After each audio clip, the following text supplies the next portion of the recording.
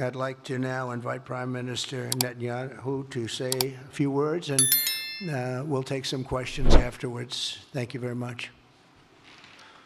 Thank you, Mr. President. I'm honored that you invited me to be the first foreign leader to visit the White House in your second term. This is a testament to your friendship and support for the Jewish state and the Jewish people. I've said this before, I'll say it again. You are the greatest friend Israel has ever had in the White House.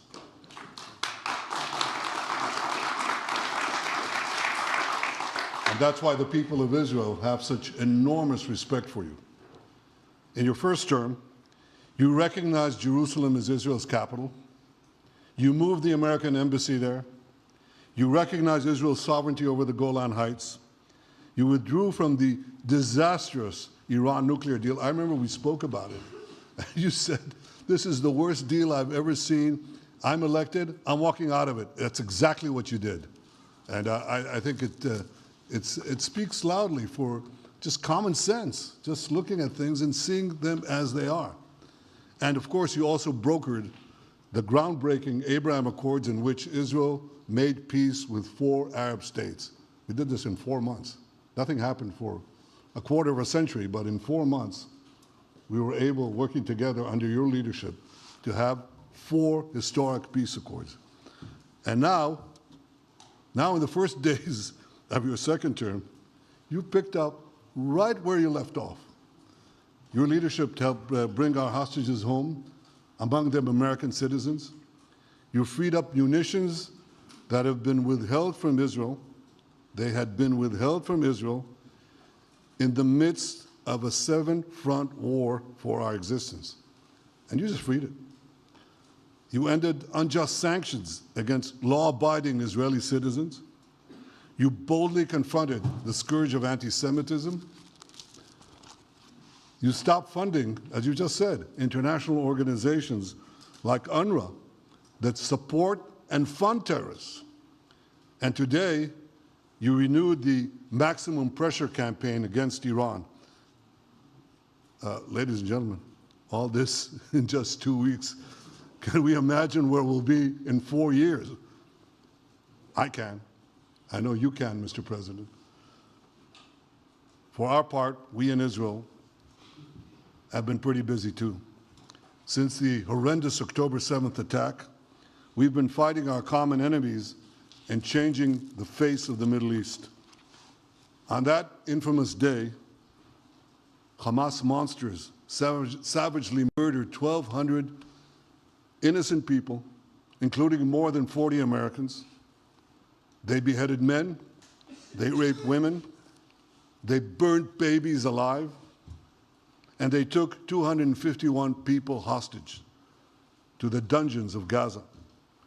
And after this worst attack on Jews since the Holocaust, Iran and its henchmen in the Middle East were absolutely ecstatic. Haniya praised the massacre. Sinwar said that Israel was finished. Nasrallah boasted that Israel was, here's what he said, as feeble as a spider's web. Well, Mr. President, Haniya is gone. Sinwar is gone. Nasrallah is gone. We've devastated Hamas. We decimated Hezbollah. We destroyed Assad's remaining armaments. And we crippled Iran's air defenses. And in doing this, we've defeated some of America's worst enemies. We took out terrorists who were wanted for decades for shedding rivers of American blood, including the blood of 241 Marines murdered in Beirut. We accomplished all this with the indomitable spirit of our people and the boundless courage of our soldiers. The Bible says that the people of Israel shall rise like lions, and boy did we rise. Today, the roar of the Lion of Judah is heard loudly throughout the Middle East. Israel has never been stronger, and the Iran terror axis has never been weaker. But as we discussed, Mr. President, to secure our future and bring peace to our region, we have to finish the job.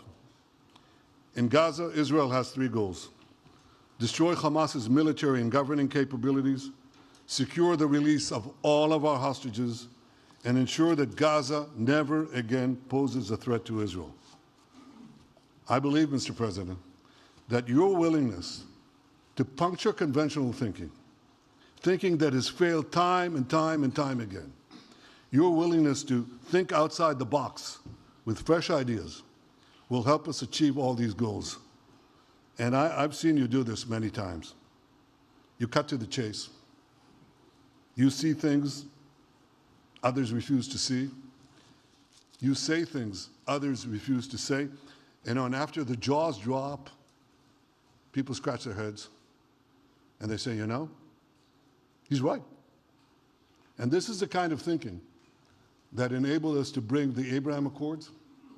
This is the kind of thinking that will reshape the Middle East and bring peace. We also see eye to eye on Iran. That's the same Iran that tried to kill us both. They tried to kill you, Mr. President. They tried through their proxies to kill me. We're both committed to rolling back Iran's aggression in the region and ensuring that Iran never develops a nuclear weapon. Mr. President, ladies and gentlemen, Israel will end the war by winning the war. Israel's victory will be America's victory. We will not only win the war, working together, we will win the peace. With your leadership, Mr. President, and our partnership, I believe that we will forge a brilliant future for our region and bring our great alliance to even greater heights. Thank you. Thank you very much, baby. Very nice. Thank you.